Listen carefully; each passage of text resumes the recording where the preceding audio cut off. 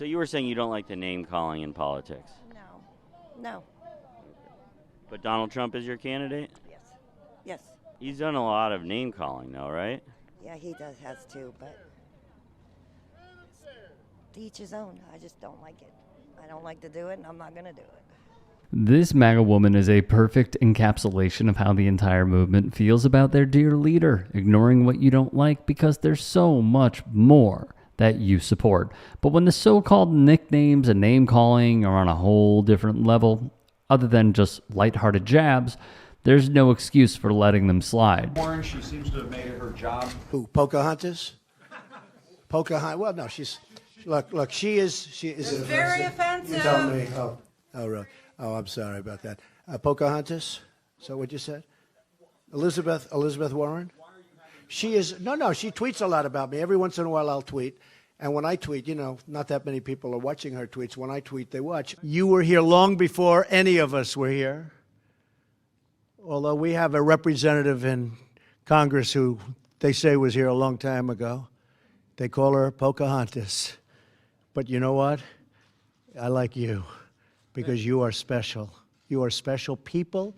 You are really incredible people. The sheer cognitive dissonance and lack of respect it takes to call a sitting senator a racial epithet like this in front of the group the epithet is targeted towards says all you need to know about Trump and the lengths his followers are willing to go to ignore the harmful effects of their rhetoric and beliefs. After the former president repeatedly used a demeaning term in his social media post to describe Chow, I won't say it, but you can see it there highlighted on the screen.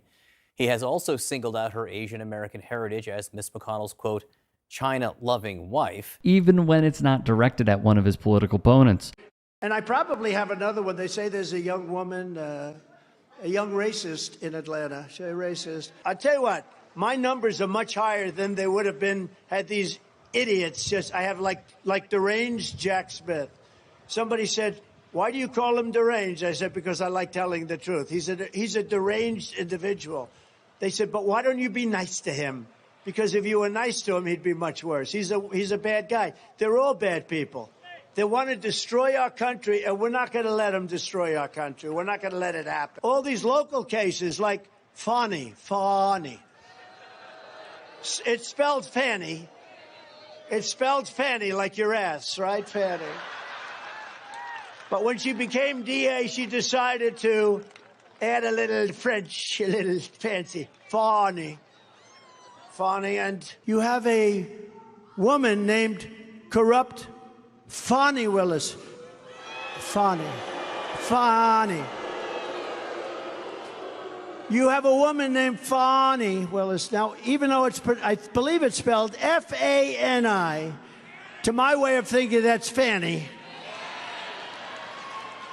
But once she became the district attorney, I think she put a little emphasis on the U. Fani. Look no further than the contrast between his attacks on prosecutor Jack Smith compared to D.A. Fani Willis and A.G. Letitia James. But also the appalling misconduct by the racist and incompetent New York State Attorney General, Letitia Peekaboo James. You ever hear of her, Peekaboo James? Who is presiding over record numbers of murders, rapes, drug deals, and every other form of crime in our once great New York State. Oh, I love New York State. What happened? What happened to it? But she only spends her time going after her political opponents. Peekaboo. We have a racist attorney general who's a horror show who ran on the basis that she was going to get Trump before she even knew anything about me. She used this to run for governor. She failed in her attempt to run for governor. She had virtually no polling. She came back and she said, well, now I'll go back to get Trump again. And this is what we have. It's a scam. It's a sham. And of course, he never passes up on an opportunity to dust off the classics. Joe Biden was very disrespectful last night to President Barack Hussein Obama. You saw that. Barack Hussein Obama.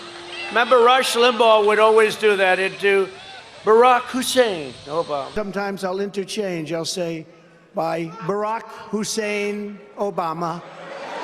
Barack Hussein. But every time I interchange Barack Hussein Obama, remember Rush Limbaugh? He'd go Barack Hussein Obama. I wonder what he was getting at. Well, he was getting at the socially accepted and enforced anti-Islam and anti-Arab racism that ran rampant since the 9/11 attacks and throughout the Bush and Obama administrations. Trump, just like Rush Limbaugh, knows his base responds to these attacks, which is precisely why he is carrying on this same strategy with Kamala Harris. And she was always of Indian heritage, and she was only promoting Indian heritage. I didn't know she was black until a number of years ago when she happened to turn black, and now she wants to be known as black.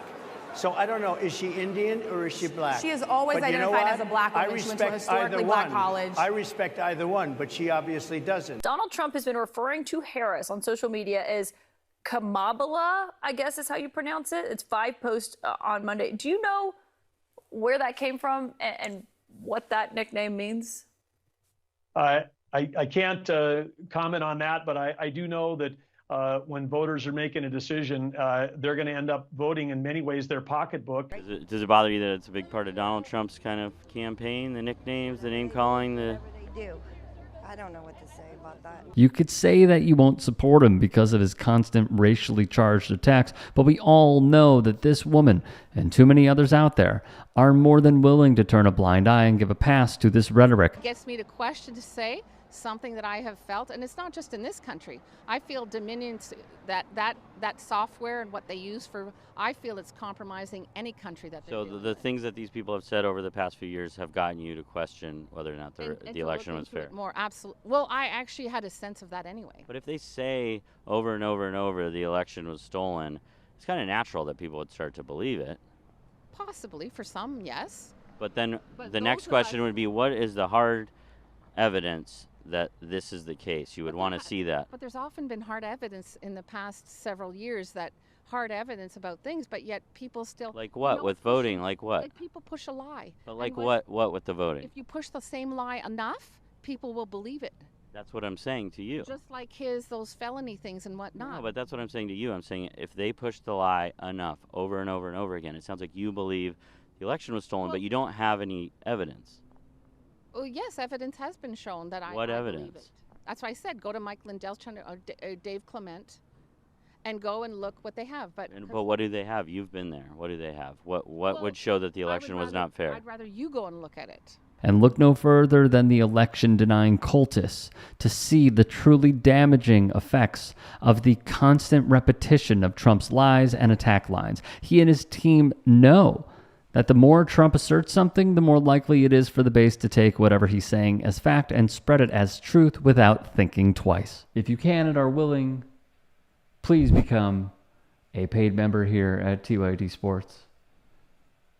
And or go to tyt.com/join. In addition, you can follow me on Twitter, Instagram, and TikTok. Appreciate it. Have a great day.